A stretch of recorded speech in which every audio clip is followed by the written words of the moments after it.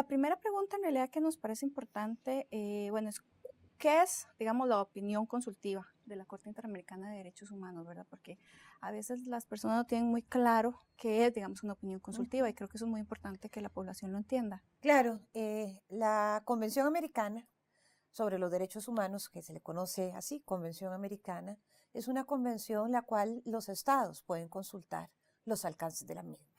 Y por eso nosotros hicimos una consulta a la Corte Interamericana de Derechos Humanos haciéndole dos preguntas, es decir, en dos temas específicamente, a ver si estos dos temas estaban cubiertos por la Convención Americana.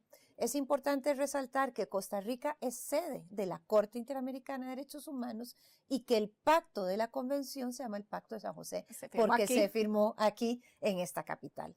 Por lo tanto, nosotros le hicimos dos preguntas que sí, precisamente derivado del derecho convencional, que es el derecho de la convención, porque a veces yo hablo del derecho convencional y la gente piensa que es del derecho regular, ¿no? Sí, claro. O sea, el derecho que se deriva de las convenciones que tienen un lugar supraconstitucional está protegido los derechos de las parejas que conviven con personas de su mismo sexo y está también el tema del cambio de nombre como sea autopercibido por la población trans. Esa fue la consulta que le hicimos nosotros entonces a la Corte y hoy pues tenemos una senda respuesta que es hermosísima. Yo invito a quien tenga realmente ganas de leerla porque para mí es una pieza de respaldo para los derechos humanos. ¿Y cómo surgió, digamos, de dónde surge la idea de hacer esa consulta? ¿Por qué es que se hace la consulta? Yo he venido luchando por los derechos humanos de todas las poblaciones y de todas las minorías y también de las mayorías, porque darle un derecho a una minoría no le quita un derecho a una mayoría. Eso es algo que quisiera que quedara muy claro ante la opinión pública.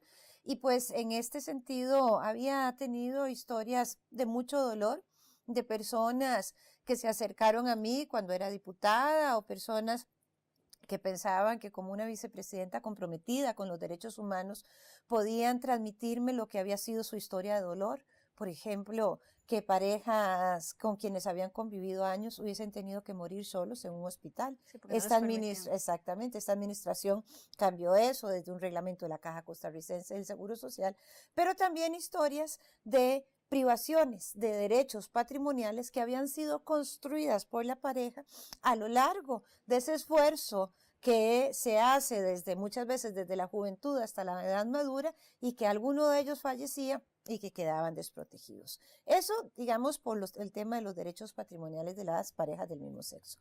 Y la otra parte que a mí me movía muchísimo era saber que la población trans es la población más vulnerable de todas. Tienen una expectativa de vida de 33 a 35 años.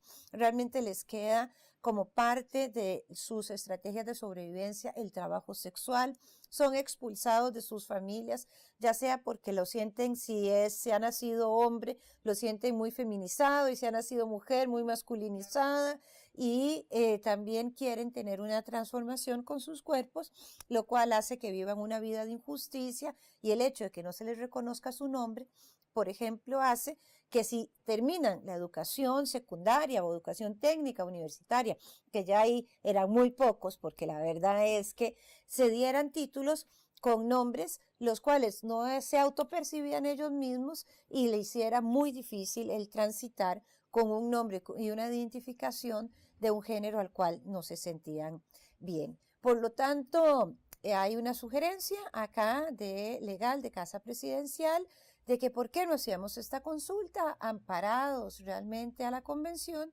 y a mí me parece algo totalmente válido. Lo consulto, por supuesto, con mi jefe y procedo a hacer la consulta. Una vez que viene la respuesta es amplísima en lo que nosotros habíamos consultado, es decir... ¿Se esperaban una respuesta tan amplia? No, sinceramente no, pero bueno, yo realmente creo que es una pieza, como digo, fundamental, porque dice cosas importantísimas. Dice, digamos, la importancia de la espiritualidad y de las religiones en las sociedades, pero que eso no puede ser lo que prime para las decisiones de las políticas públicas. Habla también por supuesto, del respeto a la niñez y la adolescencia y de permitirles también un crecimiento sin estigma y sin discriminación. Habla sobre cómo las personas LGTBI son más propensas a estar en condición de pobreza y por qué tenemos que, no amparados a un tema, ya sea de creencia religiosa, cultural o de tradición, limitarle los derechos. En fin, es hermoso leerla, es hermoso interiorizarla y lo mejor es que podríamos construir sociedades donde no nos afectamos los unos a los otros. Yo eso es lo que quisiera decir en realidad. Esto no limita el derecho a nadie y también reconoce las familias, que eso veníamos hablando desde hace mucho tiempo. La familia tradicional, la cual va a seguir existiendo, el papá, la mamá, los hijos, pero también en Costa Rica estamos llenos de familias monoparentales. Digamos, yo tengo una familia monoparental, yo vivo con mis hijas desde hace 25 años y bueno, reconoce que la familia es donde hay respeto, amor, convivencia pacífica. Eso es lo que llamamos núcleo familiar. Y que son diversas, digamos, hay diversidad de Claro, tipos de familia, ¿verdad? No así existe un es. solo. No existe un solo modelo. ¿Y cuáles, digamos, ahora los pasos a seguir? ¿Cuál es el alcance de esta opinión a nivel de las instituciones públicas? ¿Qué es lo que le correspondería ahora desde, digamos, la Presidencia de la República dar el paso? Bueno, en realidad esta consulta la hacemos desde la Presidencia de la República y desde la Cancillería, como corresponde. La Cancillería ya ha notificado cuál es la respuesta de la Corte al Tribunal Supremo de Elecciones, al Poder Judicial y a la Asamblea Legislativa. En ese sentido, a cada quien le impregnará su propio ritmo, pero sí es importante resaltar que es de carácter vinculante. Bueno, eso también mucha gente, ¿verdad?, lo ha discutido, ¿verdad? Porque dicen, es una consulta, eso no es de carácter vinculante. ¿Por qué es de carácter vinculante? Porque al ser el país signatario de la convención y al tener la convención un estadio supraconstitucional, Claro. es vinculante.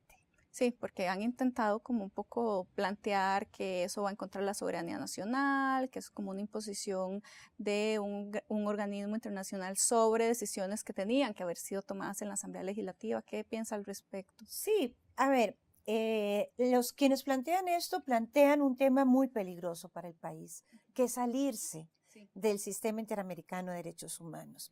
Si Costa Rica es parte del sistema interamericano de derechos humanos, nosotros realmente no podemos, cuando hacemos una consulta o cuando hemos tenido una sentencia, como ha sido, por ejemplo, el caso de FIV, donde fue condenado el país 2 veces, decir, esta no me gusta.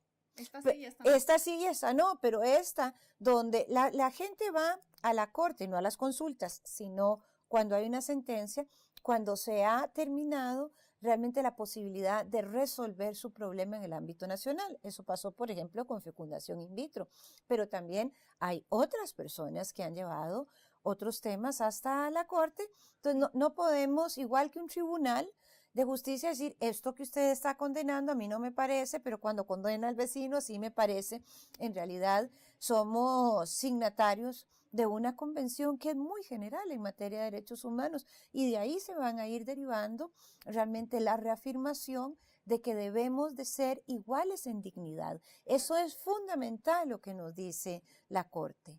Y doña Ana Elena, ¿cuál es su opinión con respecto a que ahora esta, digamos, la opinión a esta consulta impacta a todo, ¿verdad?, al sistema internacional, ¿verdad? Porque efectivamente lo que dicen, ¿verdad?, es que tiene que ser aplicado a todo el continente, ¿verdad? Entonces ya hay reacciones de diferentes países. Bueno, en Perú he visto varios videos un poco violentos, ¿verdad?, en ese sentido, sí. ¿Verdad? Entonces, ¿verdad?, en esa línea, ¿qué es lo que le podemos decir, digamos, a la gente? ¿Cómo está impactando, cómo impactamos, digamos, al resto del continente? Claro, vuelvo a decir, somos parte del sistema interamericano de derechos humanos y la convención, al ser signatarios, lo que se derive de ella, tiene entonces un impacto en los países. Nosotros presentamos esto, también quiero aclararlo, en lo cual hubo audiencias públicas y tuvimos coadyuvancia de muchos países del continente. Solamente creo que hubo uno que no estuvo tan a favor, pero el resto de no solo de los gobiernos, sino también de organizaciones no gubernamentales que han venido trabajando los temas de derechos humanos, vinieron hasta Costa Rica a reafirmar ante los supremos jueces de la Corte Interamericana de Derechos Humanos que querían y estaban de acuerdo con la posición de Costa Rica. Doña Elena, también ahora, digamos, en la misma línea, cuando uno se pone a revisar redes sociales, ¿verdad? Hay como reacciones encontradas, ¿verdad? En algunos momentos están muy violentas, ¿verdad? O sea, en realidad una se encuentra llamados como al odio, ¿verdad? En todas las partes, ¿verdad? No solo de una parte. En ese sentido, ¿ustedes han pensado en tomar acciones, ¿verdad? Algún tipo de acción para bajar, digamos, esos niveles de violencia, ¿verdad? Que en este momento ha sido verbal, bueno, ya hay algunas denuncias a nivel de tribunales, porque bueno, ya han casi que intentado trascender a lo físico, ¿verdad? Pero entonces, ¿eso se ha pensado en hacer algo? Claro, yo siempre estoy muy anuente a que se establezcan los diálogos necesarios para comprender las dimensiones, porque el tema aquí es que se dicen cosas que no están apegadas a la verdad. Entonces se habla de una ideología de género la cual no existe, no existe, pero se la inventan por ahí y sabemos por qué la inventan, es simple y sencillamente el patriarcado y el machismo diciendo aquí los que mandamos somos nosotros y eso hay que aclarar que no existe. Además de eso, a mí me ponen también, bueno, uno recibe amor y no, ¿verdad? Y podría decir que odio también. Pero a mí la persona que me escribe con algún nivel de odio siempre le contesto que yo le deseo todo lo contrario, más bien que en su corazón igual prime la paz, que realmente porque su vecino tenga un derecho, digamos, ella no se le están quitando o a él ningún derecho. No creo en las maldiciones, ¿verdad? Que me han mandado muchas de las maldiciones, han criticado a mis hijas. Bueno, uno muy doloroso es que se metan con la discapacidad de mi hija menor, casi diciéndome que yo merezco tener como si fuera una persona menos digna mi hija y Sí, eso eso fue un pues claro, insulto. yo simple y sencillamente primero que no termino de adorarlas y de pensar que es lo mejor que me ha pasado las dos hijas mías con sus particularidades, ¿verdad? Entonces, realmente uno lo que tiene que hacer es educar y educar más, porque cuando uno mira quienes hacen estas aseveraciones, en muchos casos también son personas que no han tenido la oportunidad de educarse lo suficiente. No estoy diciendo que quienes lo estén haciendo tampoco no sean académicos o Sí, claro. personas profesionales, pero en mucho el temor es lo que nos hace decir esto. O sea, ¿qué son las fobias ni son, si no son temores? ¿Qué es la homofobia, la lesbofobia, la transfobia? Es precisamente tenerle miedo a personas que pertenecen a una colectividad de la diversidad sexual que hace años luchan por sus derechos.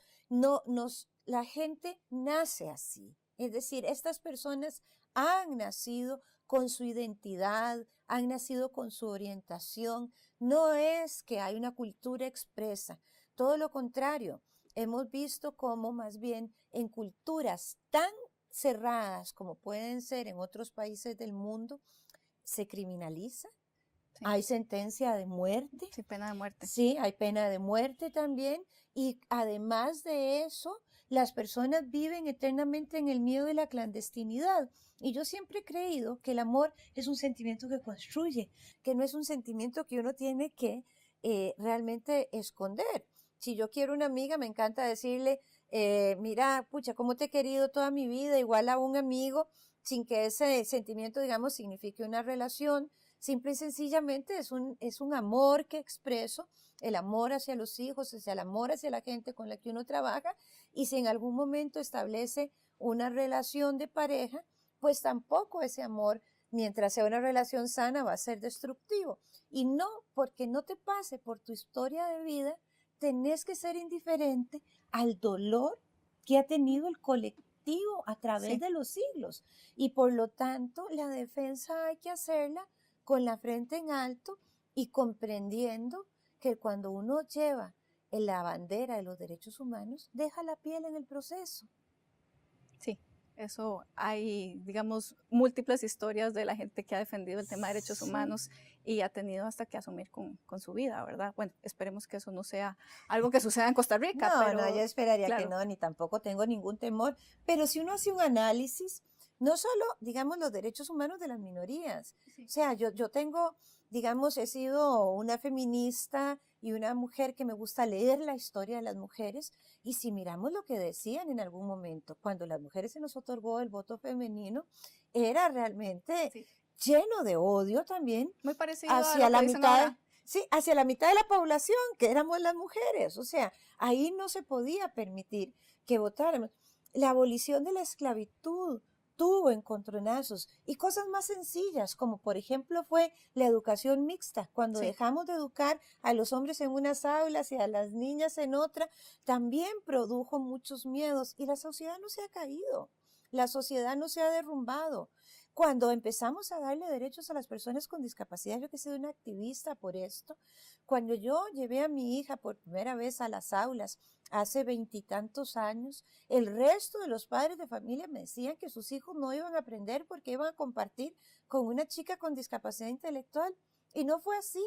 Hoy yo veo todos esos papás que compartimos el proceso educativo de los hijos y no fue así, pero tenían pánico sí. y querían sacarla de la escuela.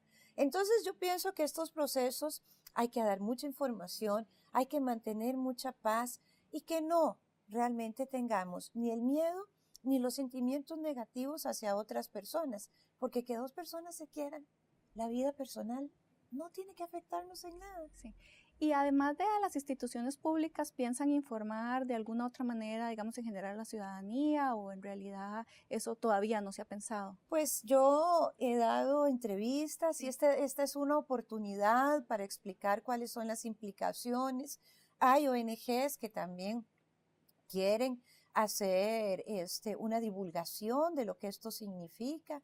He hablado con la academia, con muchas personas de las diferentes universidades y quieren hacer foros con sus estudiantes y también, por supuesto, buscar espacios donde con el mayor de los respetos podamos intercambiar qué es lo que contiene realmente la consulta, a qué nos lleva y qué va a pasar con la sociedad costarricense. Y estoy segura que poco a poco, quizás cuando miremos la historia, no sé si tendré nietos, pero tal vez las nietas, mirarán que hubo más temores para la construcción de una sociedad que fue mejor.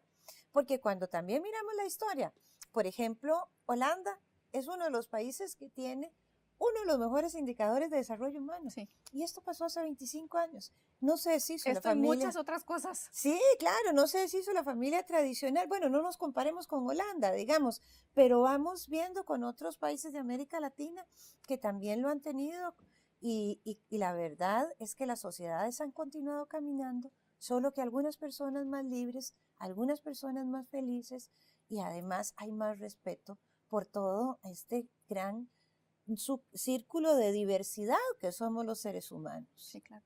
Y doña Elena, ¿han pensado en plantear alguna otra consulta para algún tema polémico o en No, realidad la consulta que era, digamos, el punto era esta?